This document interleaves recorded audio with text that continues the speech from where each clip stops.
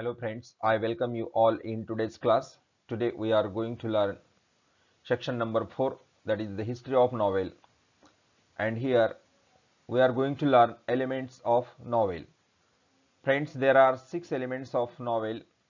First one is theme, second one is plot, third character, fourth setting, fifth conflict, and last one is language and style. So let us see all the 6 elements of novel in details. Elements of novel, कादंबरीचे 6 घटक आपण बघितलेले आहे. त्यामध्ये theme, plot, character, setting, conflict आणि language and style अशा प्रकारचे हे 6 घटक आपल्याला इथे सविस्तरपणे बघायचे आहे. Let us see in details all the 6 elements of novel. Elements of novel or novella. Novella means a short novel. Let us see the theme. Theme is the central idea in the novel. This is the central idea. मध्यवर्ती कल्पना असते and it is very important. Theme is very important in any novel. It can be expressed in a nutshell. ही एकदम in a nutshell थोडक्यामध्ये आपण सांगू शकतो, सारांश रूपाने आपण सांगू शकतो. Theme can be expressed or explained in a nutshell. It is philosophical statement or a truth which the writer has put forth through the narration of the series of events in the story and characters acting in the particular setting. It is philosophical statement आणि हे statement असतात, कथन असतात, तत्वज्ञानावर आधारित असतात, or the truth which the writer has put forth, किंवा जीवनातील जे सत्य आहे ते सत्य मांडण्याचा कादंबरीमध्ये प्रयत्न केला जातो. The narration of the series of events, and there are series of events, वेगवेगळे ज्या घटना असतात त्या घटनांचा घटनाक्रम असतो in the story and characters acting in the particular setting, आणि त्या सेटिंग मध्ये कॅरेक्टर्स जे आहे ते कार्य करत असतात in the particular setting. The characters do their work or characters occurs in that series. Then second is the plot. Plot is mainly the story or the course of events that makes up the theme. So plot is very important for the theme. Theme साठी जी मुख्य कल्पना असते त्यासाठी plot अतिशय आवश्यक आहे. Plot is mainly the story, ही एक स्टोरी असते, कथानक असते, और द कोर्स ऑफ इव्हेंट्स, आणि घटना कशा घडतात, हाऊ द इव्हेंट्स ऑकर्स. या घटना नॉवेलमधील किंवा कादंबरीतील घटना कशा घडतात याविषयी प्लॉटमध्ये माहिती दिलेली असते. It is created by the conflict either internal and plot is created. हा प्लॉट कसा निर्मिती केला जातो, प्लॉटची निर्मिती कशी केली जाते, तर it's either it's internal conflict, एकतर इंटरनल कॉन्फ्लिक्ट असतो. इंटरनल कॉन्फ्लिक्ट कशाला म्हणायचं, तर इथे कॉन्फ्लिक्ट म्हणजे संघर्ष inside the mind of the character.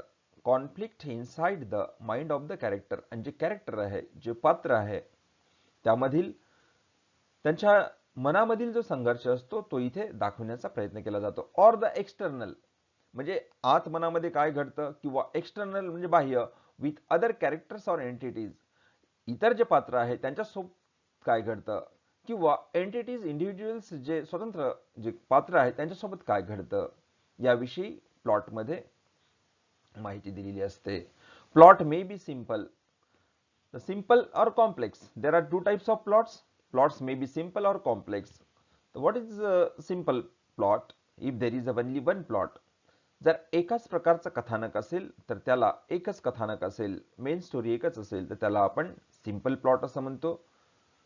And complex plot means consisting the interweaving of many subplots. If there are many subplots in the novel, so it is called as complex plot.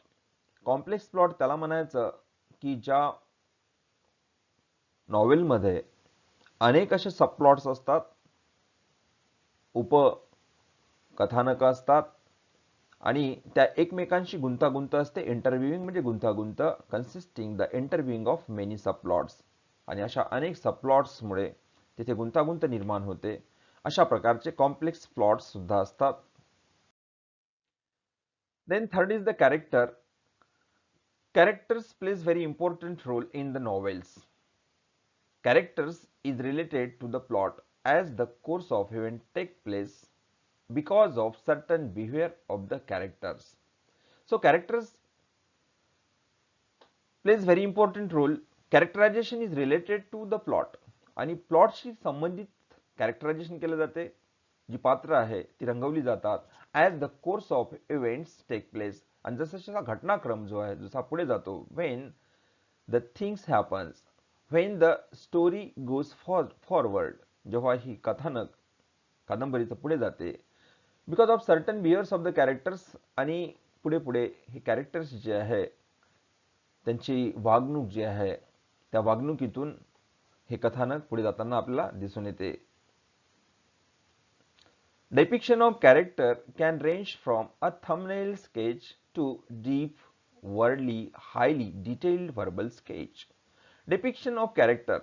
While writing the character, while framing the character, आणि जेव्हा character बद्दल लिहिले जाते तेव्हा the range of the character, it would be thumbnail. लघु प्रतिमा ज्याला म्हणतो आपण, अगदी लहानशी गोष्ट, एक लहानशी गोष्ट, थंबनेल. स्केच, त्याचं रेखाटन जे आहे ते एकतर लहान असू शकतं, too deep wordly or wordy, highly detailed verbal sketch, too deep wordy highly detailed verbal sketch, किंवा मोठं असं वर्बल स्केच ज्या शब्दांचा वापर त्या ठिकाणी मोठ्या प्रमाणामध्ये केला जातो. That is the high range of the words. The important character may have been described in its every aspect by the writer. The important character. The novelist gives more importance to the protagonist or the main character. जे main character असते त्याला अधिक महत्त्व दिले जाते. The important character may have been described in its every aspect by the writer. By the writer means by the novelist. आणि कादंबरीकार जे मुख्य पात्र असते त्याचं सविस्तर वर्णन त्यामध्ये तो करतो. The minor characters are not given much importance and in the novel the novelist does not give more importance to the minor characters. आणि जे कमी महत्वाची जी पात्र असतात त्यांना कादंबरीकार विशेष महत्व देत नाही. The readers follows the actions of one main character throughout the novel. And when the readers read the novel, जेव्हा कादंबरी वाचत असताना वाचक काय करतात, they only focus on the main character. आणि त्यांचा फोकस जो असतो, केंद्रबिंदू जो असतो तो मेन कॅरेक्टर असतो. they always think about what happens with the main character. Main character बद्दल काय घडते त्याबद्दल ते विचार करतात. This character is referred to as the protagonist. and त्या कॅरेक्टरला आपण जे मुख्य पात्र असते, कॅरेक्टर म्हणजे पात्र, त्याला प्रोटॅगोनिस्ट म्हणतो आपण, ज्याची मुख्य भूमिका असते, ज्याची महत्वाची भूमिका असते. One who leads the novel, की त्या नॉवेलला तो पुढे पुढे घेऊन जातो. It is the leading character आणि हे सगळ्यात महत्वाचं कॅरेक्टर असते. This character is referred to as a protagonist. Protagonist means main character. जे महत्वाचं पात्र आहे, मुख्य पात्र आहे, त्याला म्हणतो आपण protagonist. Protagonist is in conflict with character or an entity or a force that is internal or external force. जसं की आत काय चाललेलं आहे, बाहेर काय चाललेलं आहे, इंटरनल फोर्स और एक्सटर्नल फोर्स, तो त्याविषयी त्याचा संघर्ष, मनामधील संघर्ष, तो आतील संघर्ष आणि बाहेरील संघर्ष याचं रेखाटन कादंबरीमध्ये केले जाते. or a force internal or external which is known as antagonist. आणि यावरून जसे की प्रोटॅगोनिस्टच्या अगेन्स्ट शब्द आहे अँटॅगोनिस्ट, जो जे पात्र अशा प्रकारचं कार्य करते की जे विरोधी भूमिका मांडण्याचं कार्य करते, त्याला आपण अँटॅगोनिस्ट असं म्हणतो. Then the setting. सेटिंग म्हणजे दृश्य, देखावे कशा प्रकारे वापरायला पाहिजे त्याला सेटिंग असं म्हणतो आपण. आणि कादंबरीमध्ये एक दृश्य उभं केलं जाते. Setting is the background in which the story takes place. ते दृश्य कुठलं असेल, जंगल आहे, किल्ले आहे, निसर्गरम्य प्रदेश आहे, गाव आहे, अशा प्रकारे वेगवेगळ्या ठिकाणी वेगवेगळ्या सेटिंगमध्ये कादंबरी जी आहे तिचं कथानक लिहिलं जातं. Setting is the background in which the story take place. There are several aspects of the setting. आणि हे जे देखावे आहे त्याचे वेगवेगळे पैलू सुद्धा आहे. देर are several aspect, there are number of aspects of the setting. It includes place, यामध्ये कशा कशाचा समावेश होतो. इट इन्क्लूड्स और इट कन्सिस्ट प्लेस, ठिकाण, पिरियड, विशिष्ट काळ, टाइम, काळ, कालावधी, पिरियड म्हणू शकतो आपण इथे. कालावधी कोणत्या कालावधीमध्ये, टाइम, काळ, क्लायमेट, कशा प्रकारचं हवामान आहे, क्लायमेट और वेदर. जसं की climate is related to the particular season and weather is related to the particular day. एका विशिष्ट दिवसाचं हवामान जर असेल त्याला आपण वेदर म्हणतो आणि एखाद्या विशिष्ट ऋतूतील असेल त्याला आपण क्लायमेट म्हणतो. And the lifestyle, and also the novelist thinks about the lifestyle of the characters. त्यानंतर लाईफस्टाईलचा तिथे सुद्धा विचार केला जातो सेटिंगमध्ये. Plot and character are the two major elements. यामध्ये प्लॉट आणि कॅरेक्टर हे दोन महत्वाचे इथे भाग आहे. These are the most important और the major elements of the novel that are affected due to the setting. आणि सेटिंगचा प्रभाव जो आहे, सेटिंग मुळे प्लॉट आणि कॅरेक्टर हे दोन्ही घटक जे आहेत ते प्रभावित होतात. Then last is the conflict. Fifth is the conflict. The struggle between the opposite forces in the story is called conflict. Conflict म्हणजे संघर्ष, that is called struggle. Struggle between the opposite forces. The struggle between antagonist and protagonist. The struggle between the characters, that is called conflict. आणि पात्रांमधील संघर्ष त्याला आपण conflict असं म्हणतो. Conflict in the story provides interest and curiosity about the plot.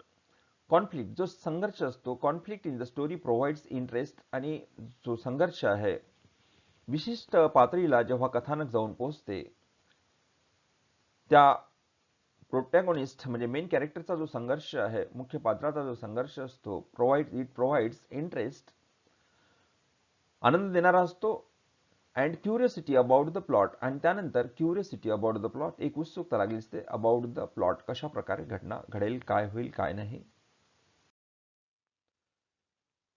Let's see the last part, that is the language and style.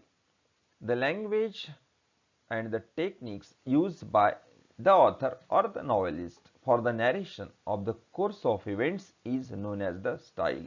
What types of language, what types of techniques are used by the author, by the novelist. कशा प्रकारच्या भाषेचा वापर करतात, कशा प्रकारच्या टेक्निक्सचा, तंत्राचा वापर करतात, ते नॅरेशन वरती अवलंबून असते, कथानकावरती अवलंबून असते. Narration of the course of events, घटना जशा घडतात तशा प्रकारे कथानक लिहिलं जाते आणि त्याला आपण that is also called as style, शैली म्हणतो आपण. भाषा किंवा शैली कशी असते. The author can use extensive vocabulary and high phrases. एकतर ऑथर जो आहे इथे कादंबरीकार, the novelist can use extensive vocabulary, मोठ्या प्रमाणात शब्दांचा तो वापर करू शकतो. हाय फ्रेजेस, मोठमोठ्या फ्रेजेस, वाक्प्रचार तो वापरू शकतो. और he may be laconic, laconic means concise, मितभाषी, फ्यू वर्ड्स, और he can use few words, कमी शब्दाचा वापर तो करू शकतो. and would write only to the point and write only to the point, आणि फक्त मुद्दे सूद लेखन तो करू शकतो. he can use few words, that is called the use of laconic language. or he may mix both according to the requirement, or sometimes the novelist can use the extensive vocabulary, high phrases, and at the same time he can use the laconic language also.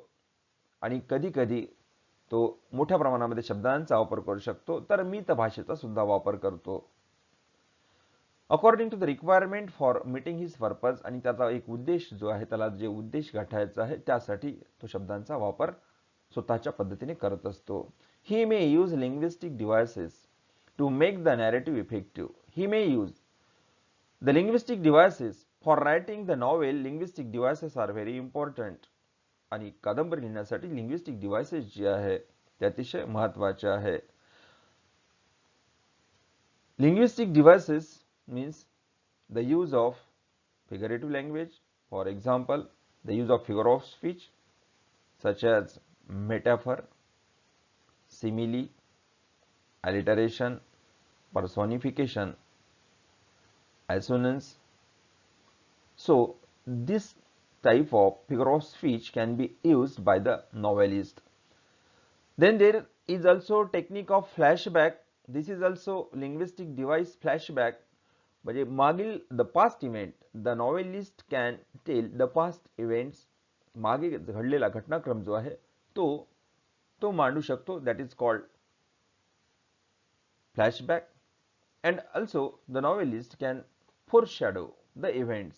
पूर्वचिन्ह जे आहे पुढे काय घडेल अशा प्रकारे तो आपल्या कथानकामध्ये या गोष्टीचं कथन करू शकतो. So these linguistic devices can make narrative more effective. अशा प्रकारची linguistic devices वापरली, imagery वापरली, imageryचा वापर केला तर कथानक जे आहे ते अतिशय प्रभावशाली बनत असते. So for this